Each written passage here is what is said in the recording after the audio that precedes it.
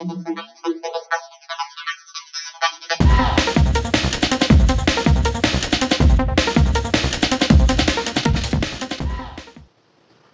দেখো বাজে 8:40। তো গুড মর্নিং সবাইকে। এখন থেকে ব্লগটা স্টার্ট করলাম। Hi friends, welcome to Ushni Shaldar blog. আশা করি তোমরা সবাই খুব ভালো আছো আর আমিও ভালো আছি। আর আমরা বাড়ির সবাই খুব ভালো আছি।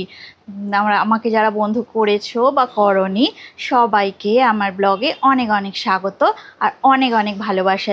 যেখান থেকে ব্লগটা দেখছো সবাইকে অনেক অনেক স্বাগত আর অনেক অনেক ভালোবাসা। তোমাদের জন্যই আমার পথ চলা আর তোমাদের ভালোবাসায় আমার এগিয়ে যাওয়া।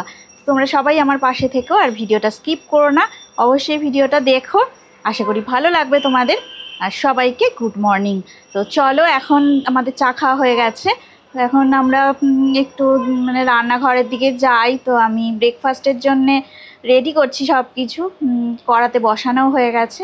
তারপর তোমাদের সাথে কথা বলতে একটু চলে এসেছি। তো চলো দেখি রান্নাঘরে আমি কি রান্না করছি আর সকালে ব্রেকফাস্ট আমাদের কি হবে সব তোমাদের সাথে শেয়ার করছি। তো চলো। এই দেখো আমি কড়া বসিয়ে দিয়ে চলে গেছিলাম আর কড়ার মধ্যে দেখো দিয়ে দিয়েছি আলু, গাজর আর বিনস ছোট ছোট টুকরো করে কাটা। কাজু বাদাম একটু দেখো, আমি কিছু কাজু বাদাম দিয়ে দিলাম। আজকে একটু চিড়ের পোলাও করছি। তো দেখো আমি একটু নুন দিয়ে দিয়েছি অল্প করে আর একটু সামান্য হলুদ গুঁড়ো দিয়ে দেবো। আর আমার কাছে কিছু মটরশুঁটি আছে, সব সময় থাকে একটু সিদ্ধ করা মটরশুঁটি। তো দেখো অল্পই ছিল, তো মটরশুঁটিগুলো দিয়ে দিলাম। তো দেখো ভালো করে আমি নাড়াচাড়া করে নিচ্ছি আর তোমাদেরকে একটা জিনিস দেখাচ্ছি। এই দেখো আমি এই যে আমাদের গাছে না এখন দেখো আম হয়েছিল, এই যে অনেক ছোট ছোট আম, কিন্তু আমাকে পাড়তে আমি বাধ্য হয়েছি। কারণ কেন বলো তো, এই আমগুলো না আরেকটু বড় হলেই সবাই তুলে নিয়ে চলে যাবে, কেউ না কেউ নিয়ে যাবে। আমার গাছের আম অনেক দিন হয়েছে, আমি কিছুই পাচ্ছি না। অনেক দিন ধরে এই আমগুলো হচ্ছে গাছে, গাছটা খুবই ছোট, কিন্তু সেই আমগুলো আমি একটাও আমার কাছে পাইনি, সব যে যার মতো তুলে নিয়ে চলে যায়। আমি এই জন্য দেখো এই দুটো একদমই ছোট ছোট নিয়ে চলে এসেছি। তো জানি না কি রান্না আজকে করব, আম দিয়ে পরে তোমাদের সাথে শেয়ার করব। তো চলো দেখি এখন এইটা ভাজা করে নিই আর একটু ঢাকা দিয়ে দিয়ে ভাজা করি। আর দুপুরবেলা কি রান্না করব সবই শেয়ার করব তোমাদের সাথে। তো এখন ভাজা হওয়া পর্যন্ত একটু ঢাকা দিয়ে একদম আঁচটা কমিয়ে, গ্যাসের ফ্লেমটা আর কি কমিয়ে একটু ঢাকা দিয়ে রাখবো।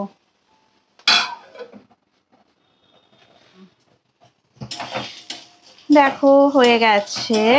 এইবারে আমি চিড়ে, এই যে ভিজানো হয়েছিল চিড়ে, তো চিড়েটা 3-4 বার ধুয়ে নিয়েছি পরিষ্কার করে। এবারে আমি চিড়েটা দিয়ে দেব। সুন্দর করে ধোয়া পরিষ্কার করা চিড়ে আমি দিয়ে দেব। আর অল্প করে একটু ঘি দিতে হবে।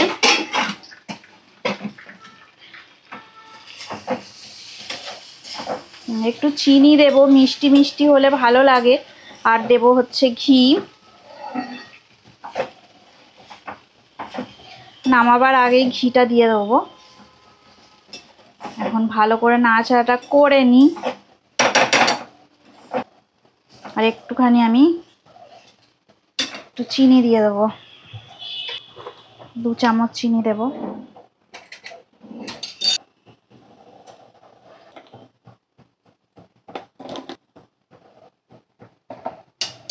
আমার চিনির মধ্যে বাতাসা, দেখো এই বাতাসা ছিল, বাতাসাটাও এর মধ্যে পড়ে গেল।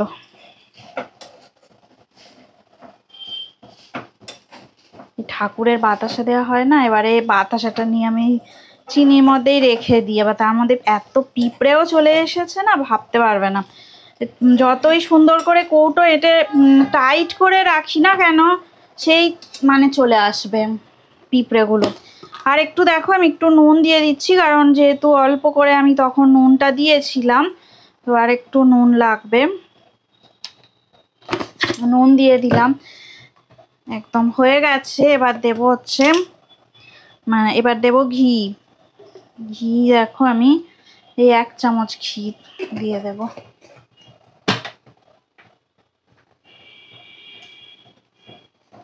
ঘি না দিলে ভালো লাগে না। আমি আজকে আর কিশমিশ দিলাম না, কিশমিশ দিলেও ভালো লাগে, এত অল্প আছে না কিশমিশ, আমার কাছে খুব অল্প কিশমিশ আছে, কিশমিশ আনতে হবে। তো যাই হোক, এইভাবেও ভালো লাগে খেতে, কাজু বাদাম দিয়ে।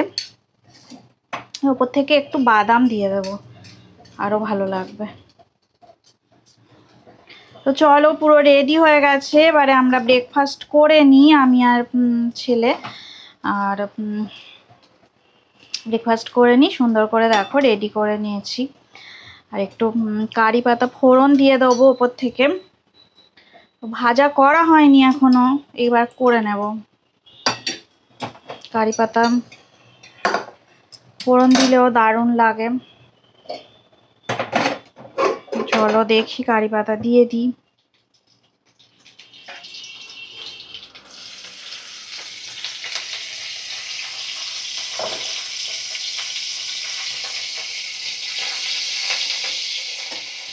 আর একটু ভাজা হয়ে যাক, তারপরে ওই কড়ার মধ্যে দিয়ে একটু নাড়াচাড়া করে নিলেই হয়ে যাবে। ভালো করে নাড়াচাড়া করে নেব।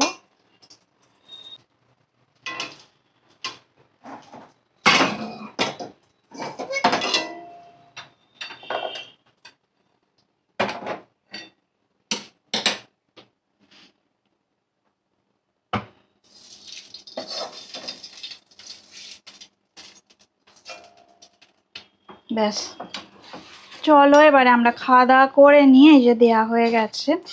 কারি পাতা দিলে তো দারুণ দেখতেও হয়, আর মানে অনেক স্বাদ হয়, খেতেও খুব সুন্দর হয় খেতে। তো চলো এখন, যে দেখো কত সুন্দর, দেখো দেখতে হয়েছে। চলো আমরা এখন এই চিড়ে পোলাও খেয়ে নিই, পরে আবার যখন ব্রেকফাস্ট করব, যখন আবার লাঞ্চের মেনু তৈরি করব, তখন তোমাদের সঙ্গে আবার দেখা হবে, আবার ফিরে আসছি। তো দেখো আজকে কি রান্না, এই যে দেখো রান্না হচ্ছে এখন। সমস্ত সবজি, এই এখানে কি কি আছে দেখো, পুঁই শাক আছে, কুমড়ো আছে, আমার সেই গাছের লাল পুঁই শাক। এই যে যারা আমার ভিডিও রেগুলার দেখো তারা জানো এটা আমার গাছের লাল পুঁই শাক। তো পুঁই শাক লাল না পেলে সবুজ দিয়ে করলেও ভালো লাগবে। তো যাই হোক, এখন আমি মাছের ডিম দিয়ে এই রান্নাটা করছি। এর মধ্যে আমি দিয়েছি আলু, পেঁপে, ঝিঙে, পটল, কুমড়ো, একটু পেঁয়াজ দিয়েছি, অল্প একটু দেখো টমেটো আছে, এই যে ঝিঙেগুলো দেখো দেখা যাচ্ছে, পটল, ঝিঙে, পেঁপে, নানা রকম সবজি দিয়ে আজকে হচ্ছে আমার মাছের ডিম। একটু টমেটো দিয়েছি, এই যে লাল মতো দেখো দেখা যাচ্ছে, টমেটো দিয়েছি, গাছের পুঁই শাক দিয়েছি, আলু দিয়েছি, এই দিয়ে আজকে কুমড়ো দিয়ে আজকে রান্না হচ্ছে আমার। দেখো এখন দেখো এগুলোকে একটুখানি চাপা দিয়ে রেখেছিলাম, জল ঝরার মানে ভালো করে শুকনো হওয়ার জন্যে, মানে ভালো করে যাতে ভাজা ভাজা হয়ে যায়। তো মাছের ডিমগুলো দেখো মোটামুটি হয়ে গেছে সুন্দর। একটা কাঁচা লঙ্কা দিয়েছিলাম। তো এই দিয়েই রান্নাটা করছি, এখনো জিরে বাটা দিইনি, একটু পরে দিয়ে দেবো। হলুদ গুঁড়ো আর পরিমাণ মতো নুন আমি দিয়ে দিয়েছি। আলু টালু দিয়ে কুমড়ো এগুলো দিয়েই রান্নাটা করছি। পেঁপেও দিয়েছি একটুখানি, অল্প করে ছিল সব সবজি তো দিয়েছি। এবার দেখো এই যে জিরে বাটা দিয়ে দেবো, আর পেঁয়াজ টমেটো এগুলো দেওয়া হয়ে গেছে। তো চলো সুন্দর করে এই রান্নাটা করে নিই। আজকের আমাদের এই রান্না দেখি আর কি কি করা যায়। এবারে জল দিয়ে দেব, ভাজা ভাজা হয়ে গেছে, আর অল্প করে জল দিয়ে ভালো করে সিদ্ধ করে নেব। তো চলো ভালো করে দেখি রান্না বান্না করি, আর কি করব তোমাদের সাথে সব কিছু শেয়ার করব। দেখো এখানে কি রান্না হচ্ছে, দেখো ঝিঙের মালাইকারি হচ্ছে। এই যে গোল গোল করে ঝিঙে কেটে আর এই যে মালাইকারি করছি। এই যে কোরানো নারকেল, এই যে দেখো দুধ বার করে নিয়েছি, দেখো এই নারকেলের দুধ দিয়ে ঝিঙের মালাইকারি হচ্ছে। এখন হচ্ছে শুধু চিনি দেওয়া বাকি আছে, একটুখানি চিনি দিয়ে দেবো। একদমই রেডি হয়ে গেছে। তো চলো আমি পরে দেখাচ্ছি তোমাদেরকে কি কি রান্না করলাম আজকে। আর এই দেখো এখানে সুন্দর করে কি কি কেটে রেখেছি। দেখো এই যে টমেটো, এখানে সাইডে আছে খেজুর, আর এই সেই গাছ থেকে যে আমগুলো নিয়ে এসেছি, আমসত্ত্ব, আমার শাশুড়ি মা যে আমসত্ত্বটা বানিয়েছিল, এই দিয়ে আজকে চাটনি হবে। তো আর এই মালাইকারিটা দেখো রেডি হয়ে গেছে। তো চলো রান্নাটা করে নিই পুরোটাই। ভাতও হয়ে গেছে, এখন ভাতটা আমি দেখো এই যে উপর করতে দিয়ে দিয়েছি। আর এইখানে দেখো মালাইকারিটা হচ্ছে। তো পুরো সব রান্না হয়ে গেলে, সমস্ত রান্না হলে তোমাদের সাথে আবার শেয়ার করছি কি হলো। এখন তো হয়ে গেছে। এরপরে মানে এর মালাইকারিটা মানে ঝিঙের মালাইকারি রেডি হয়ে গেছে। তো সুন্দর করে আমি দেখো সার্ভ করেও দিয়েছি। তো আর এবারে আমি চাটনিটা একটু রান্না করে নেব। চাটনি রান্না করলে ব্যাস আজকের আমার হয়ে যাবে। তার মধ্যে দেখো একটু কুমড়ো ভাজা করতে হবে। আর চাটনিটা করার আগে একটু কুমড়ো ভাজাটা করে নেব। ছেলে বলেছে একটুখানি ও কুমড়ো ভাজা খাবে। তো চলো একটু কুমড়ো ভাজা করে নিই।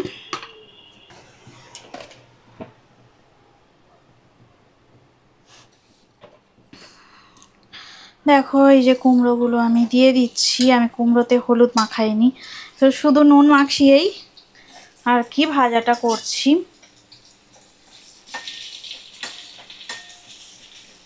নুন মাখিয়ে চলো ভাজা করে সেই দেখো আমসত্ত্ব, খেজুর, টমেটো সব কিছুই সুন্দর করে আমি ভাজা করে নিচ্ছি। একটু নুন দিয়ে দেবো আর একদম মিডিয়াম ফ্লেমে রেখে দিয়েছি।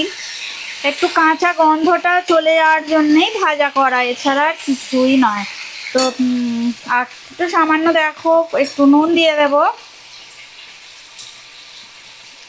আবার একটু হলুদও দিয়ে দেবো। মাখা মাখা চাটনিটা দেখি করার তো ইচ্ছা আছে, এবারে কি হয়। আর দেখো এবারে তো কাঁচা গন্ধটা যখন চলে যাবে তখন আমি একটু জল দিয়ে চিনি দিয়ে দেব। তো চলো চাটনিটা করে নিই, তারপরে আবার আমি যদি ভিডিওটা ভালো লেগে থাকে অবশ্যই লাইক করবে, সাবস্ক্রাইব করবে। সবাই ভালো থাকবেন, সুস্থ থাকবেন, আমাদের চ্যানেলে অবশ্যই থাকবেন। Good bye, tata. আমার একটু সর্দি হয়েছিল, আমার খুব ঠান্ডা লেগে গেছিল। স্কুল থেকে আসতে আসতে জুতো মোজা সব ভিজে গেছিল, এই কারণে আমার সর্দিটা হয়েছিল। আজকে এখানেই ব্লগটা শেষ করলাম, টাটা। পরের ব্লগে তোমাদের সঙ্গে দেখা হবে। এখন বাজে 2টো। আজকে এখানেই ব্লগটা শেষ করে দিলাম। গুড আফটারনুন সবাইকে। পরের ব্লগে তোমাদের সঙ্গে দেখা হবে।